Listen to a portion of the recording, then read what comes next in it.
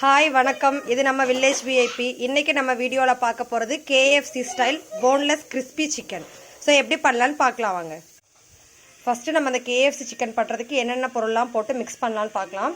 2 spoon மைதா மாவு, 2 spoon cornflour மாவு, 1 spoon garam masala,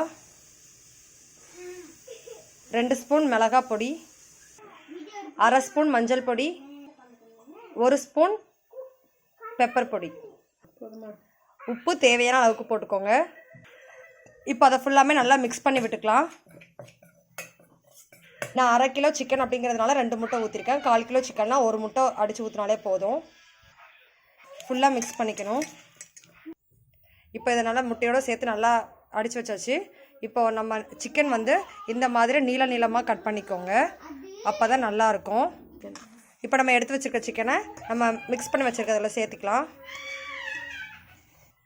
இப்போ அதை நல்லா பசைஞ்சு விட்டுக்கோங்க. எல்லா சிக்கன்லேயும் அந்த மசாலா படுற மாதிரி நல்லா படைஞ்சு விட்டுக்கலாம். இப்போ நல்லா படைஞ்சு வச்சாச்சு. இப்போ நம்ம எடுத்து வச்சுருக்க ஒரு 1/2 எலுமிச்சம்பழம் சாறு அதில் ஊற்றிக்கலாம். அடுப்பில் வச்சுட்டு தேவையான அளவுக்கு எண்ணெய் ஊற்றிக்கலாம் பொரிக்கிறதுக்கு. கொஞ்சம் இஞ்சி பூண்டு பேஸ்ட்டு சேர்த்துக்கலாம். இப்போ எண்ணெய் சூடாகிடுச்சு. இப்போ நம்ம மிக்ஸ் பண்ணி வச்சுருக்க சிக்கன் நம்ம எடுத்து வச்சுக்க பிரெட் க்ரம்ஸில் அதை மிக்ஸ் பண்ணிக்கலாம். நல்லா மிக்ஸ் பண்ணிக்கோங்க. எல்லா பக்கமும் ஆட் ஆகிற மாதிரி. பிரெட் க்ரம்ஸ் இருந்தால் அதை சேர்த்திக்கோங்க. இல்லை அப்படின்னா ஓட்ஸ் இருந்தால் ஓட்ஸ் நல்லா மிக்சியில் போட்டு அரைச்சி அதையும் சேர்த்திக்கலாம். அதுவும் நல்லா தான் இருக்கும். இப்போ எல்லா பக்கமும் நல்லா மிக்ஸ் பண்ணியாச்சு. இப்போ அதை எடுத்து எண்ணெயில் போட்டுடலாம்.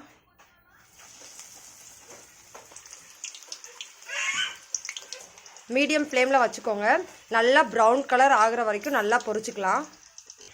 இப்போ பாருங்கள் நல்லா பொன்னிறம் ஆகிடுச்சு. இப்போ அதை ஒரு பிளேட்டுக்கு மாற்றிக்கலாம்.